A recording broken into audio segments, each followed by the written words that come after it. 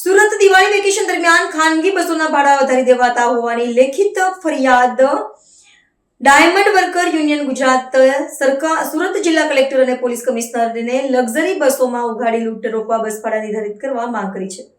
Surat diamond worker યુનિયનના ઉપપ્રમુખ ભાવેશ ટાંકે જણાવ્યું હતું કે ખાનગી ટ્રાવેલ્સ સંચાલકોનો વિરોધ નથી, પરંતુ દિવાળી વેકેશનમાં મધ્ય વર્ગને પરવડે તેવા ભાડા નિર્ધારિત કરવા ખૂબ જરૂરી છે। લાંબા સમયથી હીરા ઉદ્યોગ મંદીનો સામનો કરી રહ્યો હોવાથી સૌથી દયનીય હાલત રત્ન કલાકારોની થઈ છે। દિવાળીના સમયે રત્ન કલાકારો મોટી સંખ્યામાં ખાનગી બસોમાં પોતાના વતન જાય છે, ત્યારે દિવાળી વેકેશન દરમિયાન ખાનગી ટ્રાવેલ્સના સંચાલકો દ્વારા ભાડામાં ઘણો વધારો કરી દેવાય છે।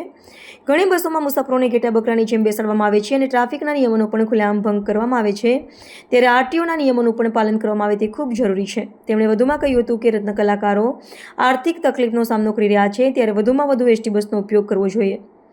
બીજી બાજુ ખાનગી ટ્રાવેલ્સના સંચાલકો પણ સહયોગ આપે અને બસ ભાડા ગરીબ મધ્યમ વર્ગના લોકોને પરવડે તેવા રાખવામાં આવે એવી માંગણી છે। મારું નામ છે Bhavesh Tank, diamond worker union vice president.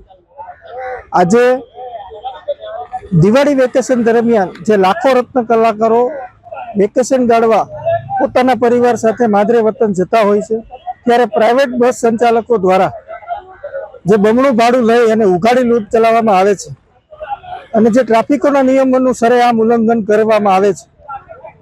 એક સોફાની અંદર 2 જણાની કેપેસિટી હોય તો 4 ને 5 જણા બેસાડી અને મુસાફરી કરવામાં આવે છે, એ જીવનું જોખમ પણ છે।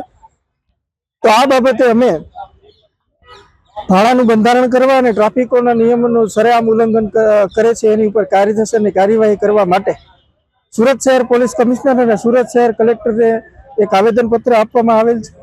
આ બાબતે અમે રજૂઆત કરેલ છે કે એક જાહેરનામું બહાર પાડવામાં આવે કે આનાથી વધારે કોઈ ભાડું લઈ ન શકે અને બંને પક્ષને પોસાય એવું ભાડું નિર્ધારિત કરવામાં આવે, જેથી કરી 2 વર્ષની અંદર જે મંદીનો માહોલ છે, મંદીના માહોલથી જે રત્ન કલાકારો પીસાઈ રહ્યા છે, ઉપરથી આ ટેરિફના કારણે જે ઇન્ડસ્ટ્રીની અંદર ઇફેક્ટ છે, તો જે રત્ન કલાકારોને માદરે વતન જવું છે એને બમણું ભાડું ચૂકવવું ન પડે એ બાબતે તંત્રને ધ્યાન રાખવું જોઈએ અને સલામતીપૂર્વક પોતાના માદરે વતન જઈ શકે એ માટે ટ્રાફિકોના નિયમોનું ઉલ્લંઘન ન થાય એ બાબતે પણ ધ્યાન રાખવું જોઈએ। આ બાબતે અમે કલેક્ટર સાહેબ અને કમિશનર સાહેબને રજૂઆત કરવા આજે આવેલા છીએ।